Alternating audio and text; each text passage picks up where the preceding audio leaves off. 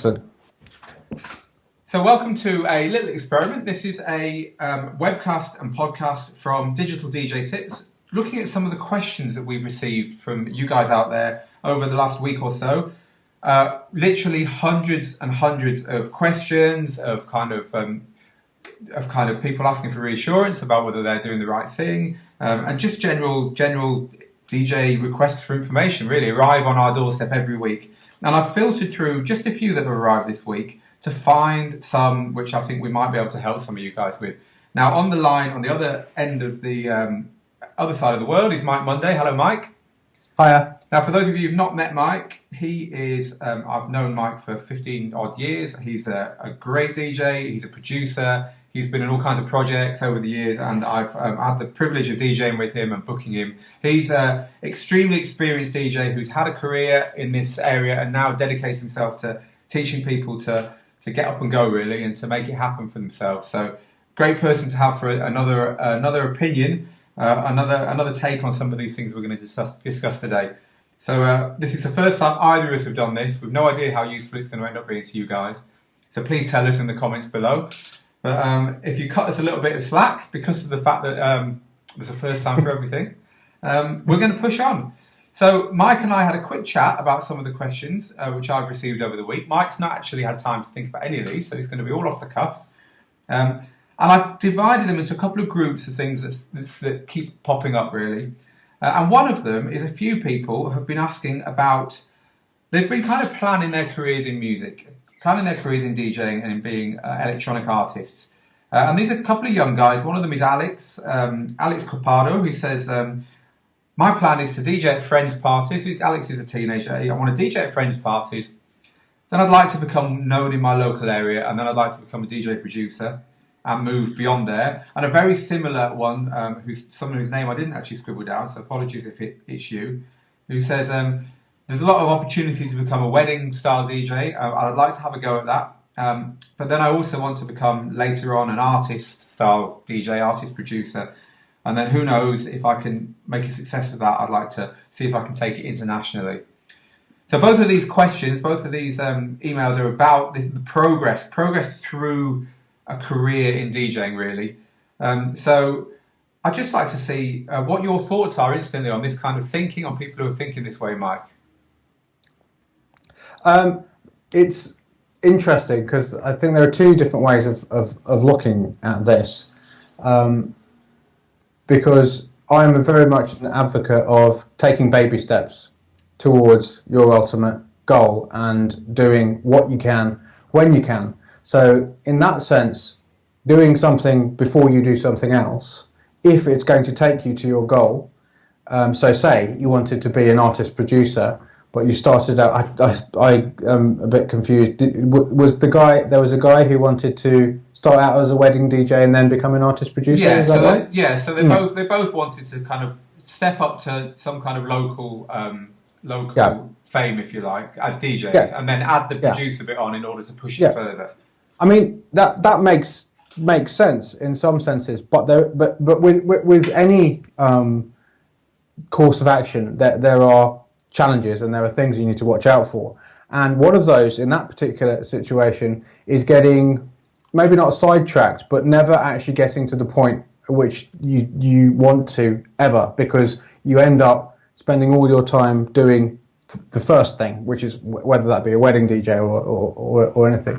My advice would be to anyone is that whatever you want to do, you're probably a lot closer to doing it than you think you are, or you could be if you decided that's what you wanted to do. So if what you really, really want to do is be an artist producer, do that, and maybe at the same time develop the wedding. If there are opportunities, of course, take them. But if you're not careful, if you just go for the thing and think, well, in the future I want to do this, maybe I'll do this, that will forever be, and I'll do it tomorrow, or I'll do it tomorrow. If so, I kind of think, what are the steps you can take to actually be that artist producer right now? That's my take on it anyway. Because you can actually do things. There's a few issues here, aren't there? I guess also age will come into it. You know, if you're a 15-year-old who's obsessed with the idea of DJing, and there's there's a couple of family weddings that they're going to let you do. It's different than if you're 35 and you've been trying for 20 years to have a career in music. But also, I think there's a tendency out there for people to think, there's courses and there are careers where you do different things to end up where you're going. There's nothing. I'm not talking about DJing or music. I'm talking about life in general. There are things out there where there is a defined set of steps that takes you to the end game, and you don't start by doing little bits of the end game. You do take different steps. So I guess we're discussing, and I think that's why people maybe think this way about DJing.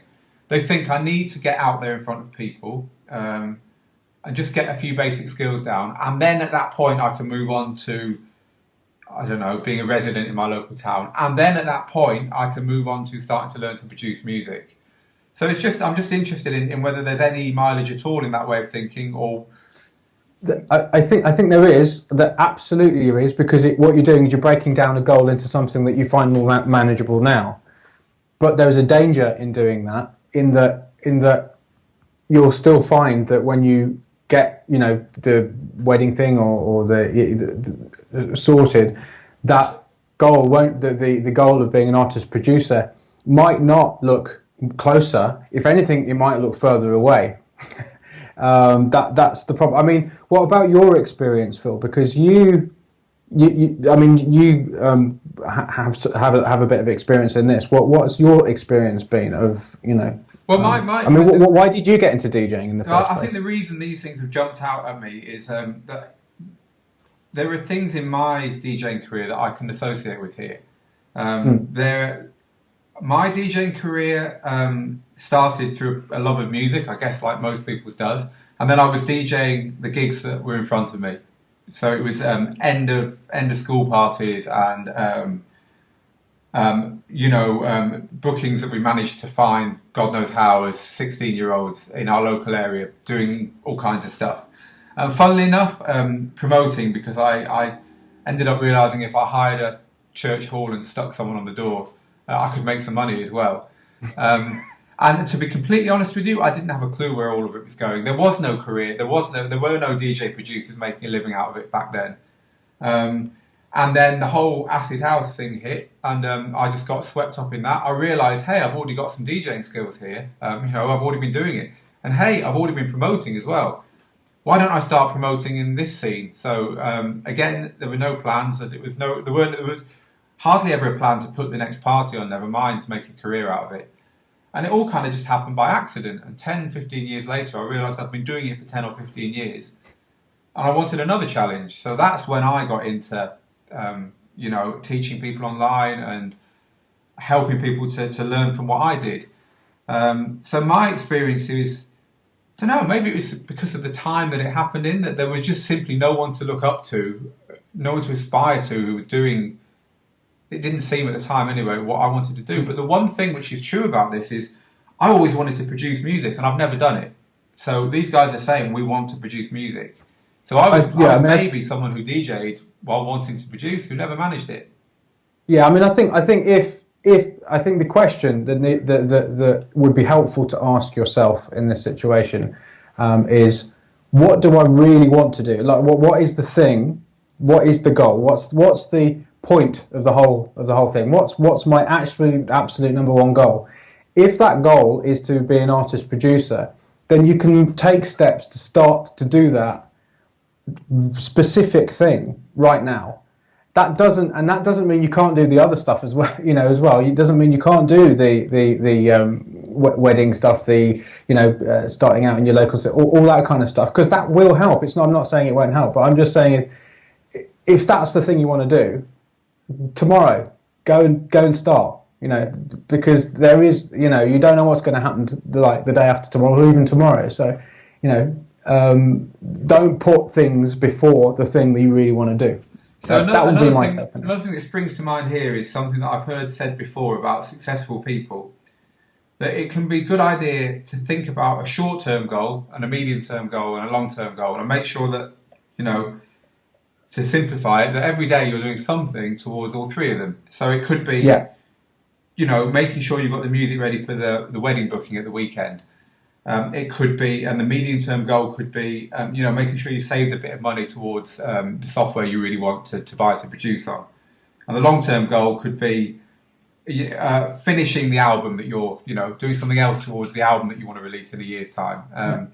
I'm just plucking things out of the air, but do you think there's some mileage in thinking that way, and in kind of like trying to balance the now with the next week with the next year? Yeah, absolutely. I mean, I think that keeping, if you do have a long-term goal, which you can't work out any steps which you can take right now, then keeping that long-term goal in your mind, sort of daily almost, thinking about that long-term goal is definitely something that will help you. Because as I said, the biggest challenge with doing other stuff, which you think might kind of feed into it, but not actually doing the thing, is that you end up getting sidetracked and never doing the thing that you actually meant to do in the first place. Okay, well, that's some good stuff there, Mike. I want to move on to another kind of type of question that we had. Excuse me. My doctor's told me I've got hay fever. I've had a cough for 2 weeks. He's told me I've got hay fever for the first time in my life. So that happened to me actually. I got a cough and it was hay fever. So. Yeah, well, I've been, what men are like. I've been thinking all kinds of bad things. But anyway. Yeah. Anyway. Well, thank God it's only hay fever. Well, yeah, so if the doctor's right. Okay, so the next set of questions, the reason I think this has been a nice one to talk to you about is when I first met you, you were playing in a band and you were mixing up electronic music and DJing and kind of operating right at the edge of both. And that's what my club was all about at the time. We were booking people who were also DJs and who had live acts, booking people who could perform in the DJ booth but also on the stage, and sometimes have different members in both. We were really fascinated by that area. So a couple of these have jumped out, and I'm sure that from your personal experience, globetrotting and seeing people doing this kind of thing, that you can give us some examples and throw some light on some of these. So as a couple, actually, there's Yannick, who is sorry, that's the wrong one. There's Mikushka, who's a musician, but he wants to DJ because he sees DJing as a way of getting familiar with playing music in a different way to the way he plays it as a musician. And there's another guy called Alex, who's a saxophonist. He also produces music and he writes songs. And he really wants to develop a one-man show so he can perform using those skills. And he wants to do it with a DJ controller so he can use tracks, whether his own, I guess, or other people's, as a backing, as a beef to his performance. And then over the top, kind of add some live elements. So I think what these guys are asking is, what they in their heads, this is unique stuff. In their heads, this is kind of like, I could just be a DJ like everyone else, but I want to do something different. And I think they're just unsure. They're just unsure about the whole thing, and they want some people who've seen a lot more of it than they have to kind of say whether it's possible. Say people they know who've done it, and just illuminate the subject a little bit. I know that's quite vague, but I'm just wondering whether you have any thoughts on that kind of thing. First of all, there's a couple of people who spring into my head, so a couple of artists who spring into my head who are just absolute, for me, massively influential on me, and who have done this. One is Jamie Liddell. Now, the thing is about Jamie Liddell is that his kind of band stuff, the stuff he does with the band, is very different from the stuff I'm talking about, which is his solo. What he uses his voice a lot and puts it into like a looper and creates these whole kind of crazy like techno masterpieces on the fly just with his voice. So if you can do a search on YouTube for Jamie Liddell, but how do you spell his surname for people who don't know? L-I-D-D-E-L-L, I think. I can't remember whether it's a double D or a single D, but it's something like that. I'll tell you what, with the joy of the internet, as we're talking, I'll just double check that on okay. And but do a search for YouTube of him playing solo, and you'll see you'll be absolutely blown away by this guy making this stuff. The other guy is who does a lot of stuff live, who's fantastic, is Fortet. And that's very different because he doesn't really. It's more kind of electronics based. But those are two artists I really would suggest you check out. See if you can find any live footage of them, because they're kind of single people, solo on their own. Actually, Fortet did some work with Steve, somebody or other, who recently died. Anyway, a great drummer, and I went to see him, and it was absolutely amazing. So this stuff is done a lot, and it's absolutely brilliant. It's really, really exciting. I mean, when I did live stuff, it was very different. You had to basically take your whole studio with you, which in those days was like a samplers, synthesizers, like literally taking a computer, setting up your studio. You probably remember inside the club. I do. And the club we had wasn't very big. I remember. No, it was totally ridiculous. And also trying to take down the gear at the end of the gig, which was never at the end of the night. So the night was going to carry on, and you can't just leave a stage fully set up in a nightclub. No. That's kind of crazy thinking. So it was crazy. I mean, I can't believe we actually used to do that. But anyway, having to walk through a full dance floor carrying a keyboard or something to get it exactly back to safety.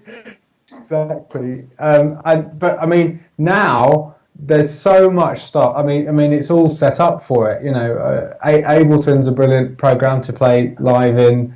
So that's a piece of software that I mean, it's called Ableton Live, so for a reason. And it's absolutely what I think the way electronic music is going. In a very big way. So I think it's an absolutely great idea. I'm a saxophonist, and also I did music at university, and I started out as a classically trained bassoonist and piano player and everything, and I came to DJing quite late. I was actually a producer before I was a DJ, and so yes, I would say that DJing, because you want to experience performing music in a different way, is absolutely on the nose something you should do, because it is an entirely different experience than playing it, and it's kind of simultaneously less complicated in a sense, but as a result it's almost more powerful in some ways as a performer, and using other people's music in order to create or tell a story with your set is something that I found. I absolutely loved it. So is it Makushka that said that? Makushka said was a guy who said that he was he's seeing it as a way of getting familiar with playing other people's music. Makushka, I'd go for it really. So the thing here, I think, is to respect both disciplines. This is something I see people not doing enough. You'll see producers saying, "Oh, I want to be a DJ because it's going to get me, I can play my music all around the world." Or you see DJs saying, "Oh, I'm going to start making a few tunes because it's going to get me gigs all around the world." And I sometimes get the feeling that neither of them are really thinking it through enough to respect the fact that these are extremely different disciplines, and they've both got their own rules, and it's possible to do them both well, and also it's possible to do them both badly. And just because you're good at one, it doesn't mean that you're automatically going to have a head start in the other one. I remember a DJ who I'm not going to name because there's no need, but he's a very successful DJ now, producer first, before he was a DJ, and record label owner. And I used to book him because my kind of like, I was telling you about my club and the way you played there, the way I used to look for people on the edge of the two, of playing live and DJing. So I was always looking for producers who I liked, and then saying, "Hey, have you ever tried DJing?" And a lot of these guys really hadn't, and he kind of hadn't. And he was terrible. He was awful. And we kept booking him, and he got good over 2 or 3 years. Right. And now he's a very good DJ. He gets booked all over the place. But he said to me recently, it took me 20 gigs as a successful producer to actually start to realise how crap I was as a DJ. I didn't give it the dues that was necessary. I didn't give it the respect that was necessary. And when the penny dropped, I was appalled that it took that long. And then I got to work, and I now hope I'm a reasonable DJ, and he is. But I think when you're operating on this kind of like trying to, and it's a great place to operate, by the way, you just said you think it's the way it's going, and I agree with you. When you're operating there, maybe it will change in the future. Maybe the software and the culture will all change, and it will all meld into one kind of way of performing. But right now, I think there are definite skills it's worth taking the time to find out in both areas. They're not the same thing, are they? No, absolutely not. I mean, I think the only point at which they are the same thing is in a respect for the music. You know, that's the kind of that's the thing that is putting the music first, I guess. I guess you have to ask the question: am I adding anything to what's going on here by what I'm doing? Yeah. You know, it's all very well saying I'm going to mic up some maracas and stick them through an echo device and start playing over the top of it. But if it's only a gimmick and you're not actually, I guess I always say this. I say this to everyone: just when you sit down or when you stand up in front of some gear, hit record on something. Hit record on something and listen back to what happened, because I think you learn most when you hit record on something. You realise what worked and what didn't in a way you never do while it's actually going on. Same's true. The same's true in the studio as well. That's what I always say. It's like at the end of every session, record what you've done, no matter how unfinished it is, because you'll listen to it in a different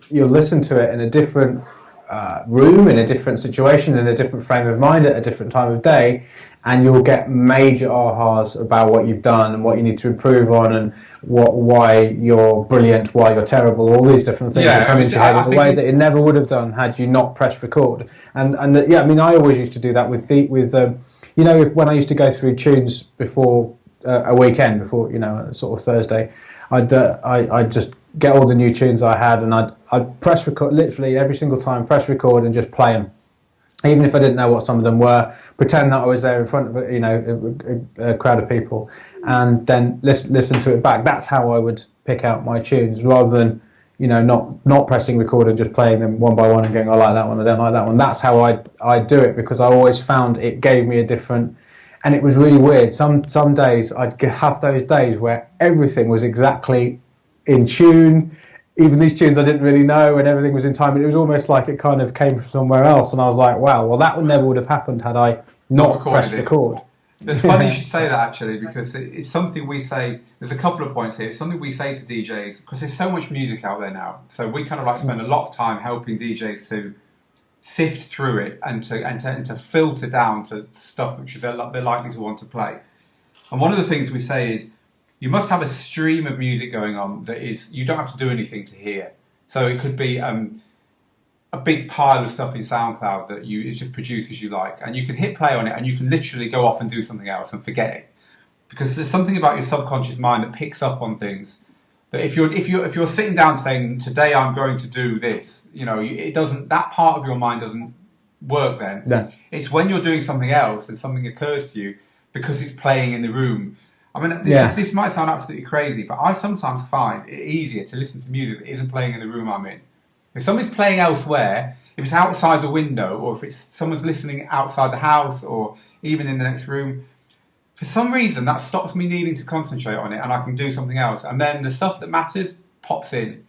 And I think this answers another question, actually, by a guy called, and I apologise for the name, Gint Vilks, I think. And he says, how do I recognise the energy levels in tracks I'm preparing to DJ with? You know, we all know about energy levels with tracks, and we all know that some tracks just seem to get the dance floor pumping more than others, and it's nothing about quality, it's more about just something in there that... and I think we've answered that question. Look, record them all and listen back to them, and the ones that matter will jump out at you. And one thing I would say about that is that no matter how much you prepare, be prepared if you're playing out in front of people.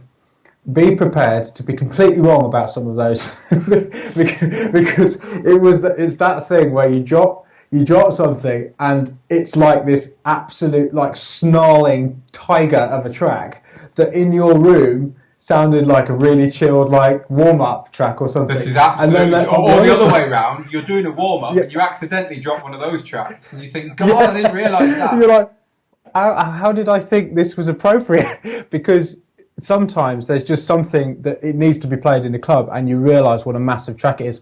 On the other side, the other thing can happen as well. I mean, in a way, I'd much rather that. Well, I don't know actually. They're both can be quite difficult situations where you think that a track's really big and it's totally the inappropriate track to play. So, what I think the point to what I was saying there, which is slightly off topic, is be prepared to when you've got so much music you have to go through to not be right. That doesn't mean that you're wrong or that you've done something terrible. It happens to everyone.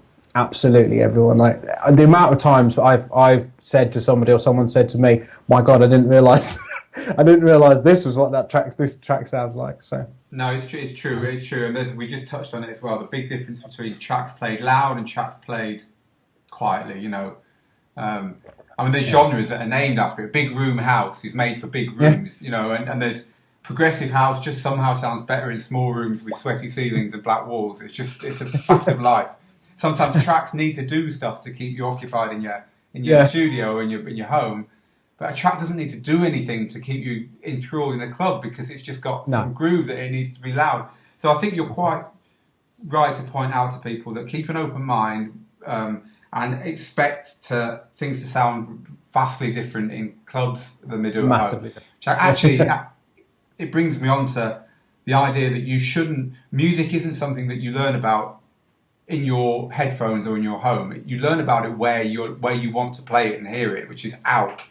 Um, so getting off the internet and getting out where there are other human beings and there are people performing rather than just streams of electronic data is not. It shouldn't replace all the modern tools, but it's certainly very important. Absolutely, and I think the great, the really great, the tracks that sort of stayed in my box for years, the real classics, they were always the ones that surprised me because they were made by real masters of their craft who knew they didn't have to throw the kitchen sink in in order to make it rock. But in fact, that's the art of it. That's the real art of making a track that's subtle is possibly the wrong word, but that is kind of the right word at the same time. That has that kind of power or that energy without it having to be like Yeah. So yeah. And of course, they're easier from a DJ's point of view to use as building blocks to make something else. Because if you're playing just complete track after complete track, there's nothing left to add as a DJ. No, arguably. No. So I've got a whole load of questions here, which are just these guys just want someone to pat them on the back and say go for it. So let's try and do it for them, and they're all pretty much the same kind of thing. Carlos Paulete, who's that's a Spanish name, so I know I've pronounced that right because I can speak Spanish. He says, I really don't know what type of DJ I want to be. I'm young, I know nothing about DJing. He's obviously passionate about it. I just want to start playing and see what happens. And then I've got Christian, who's 11, and Sanchit Singh, who's 14, who both just say, look, we're really young. Is it too young to even think about starting DJing? I guess these guys have downloaded some free software, so they've got something they can start playing on. I know what I'd say to these guys, but I just wonder whether you've got a twist on these people who their heads are blank. They don't know how it's done. They don't know what kind of music they like. They don't know. They're plainly not old enough to play in clubs or bars or anything yet. What would you say if it was your cousin or your child even at this age asking you these questions? What would you advise? I'd say, okay, but I mean, I'd say go and listen to. In fact, I got an email from a young girl, I think a 13-year-old girl, who asked a similar question, and I said, go and listen to as much music as you possibly can. Because if you don't know what you like, if you don't know what you like, then there's one reason for that. It's because you haven't listened to enough music. And now more than ever, you've got just on YouTube alone the whole world of music you can listen to for free. Or there's like Spotify where you can listen to a lot of music for free, not all of it, but you can literally, you've got in your hands pretty much more music than you'll ever be able to listen to in your whole life. Way more music than you'll ever be able to listen to in your whole life. So there isn't any excuse of like I haven't got any money or anything like that. If you've got an internet connection, you can listen to music. So I would say no, you're not too young to start DJing. I know some really great DJs who started. You're too young to go to a club, but you're not too young to start playing.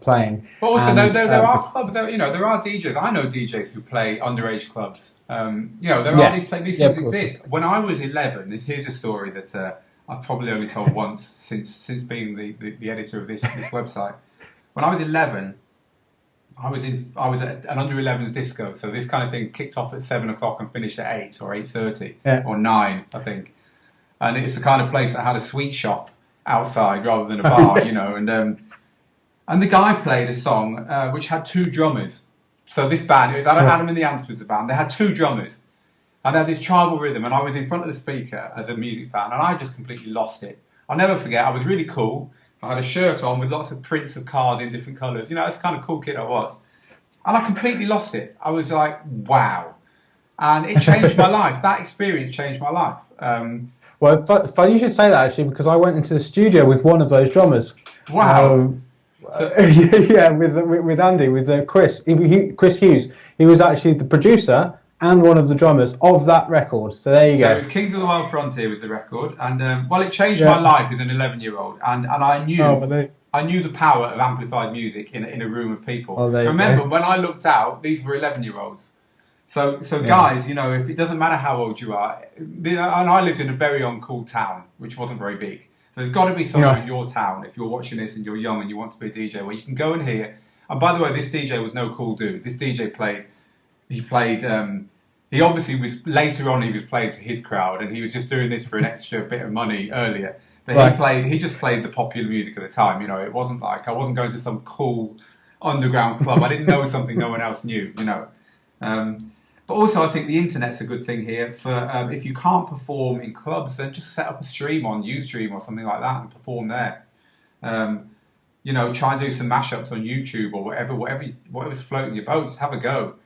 There's no one's going to ever criticize you for having a stream of attempts as an 11-year-old or a 12-year-old or a 15-year-old that are out there. You'll get better every time. This comes back to what you say, Mike, which is just do things. You know, finish things. Finish them so you can move on to something else. And also the thing about that criticism thing, if you're worried about criticism, if you're being criticised, then you're doing something worthwhile. So, you know, just try to ignore critics. No one's ever made a statue of a critic. You know, and no one grows up wanting to be a critic either, so I wouldn't worry about criticism. You thought through how to counter critics in your career, and as somebody who's made so many records, I'm sure that's you know, comes with the territory. So we had loads more questions, but we're getting to the end of our time now. By the way, Liddell is Liddell, so there's only one D in Liddell. I checked that on the internet. Okay, one D. And, when you're googling it, there'll probably be lots of him in front of a band. That's not what I'm talking about. I'm talking about just him on his own in front of his crazy machines, making crazy noises with his voice. It will blow your mind. Trust me. So if you your question didn't get answered this week, and you have got a question for us, we'll probably. I think it's gone quite well, hasn't it, Mike? I think we'll probably have another go at one of these. I think so. If your question didn't get answered, then I am sorry, but as I say, we do get hundreds and hundreds of questions. Every single email that we get and every single contact form that you send us gets read, I promise you. And we'll just pile them up, and as soon as enough people are interested in something, we will cover it. So please don't think that it's in vain. There's a contact form on the website. You can go and click it. It's at the bottom of the website. Just click it, give us your questions, and we'll do our very best to get around to them in a future webcast. Mike, thank you very much for your time over there in Australia. Thank you. And let's do it again very soon. It's been a lot of fun. Yeah, great. I really enjoyed it. Thank you, Mike. Cheers.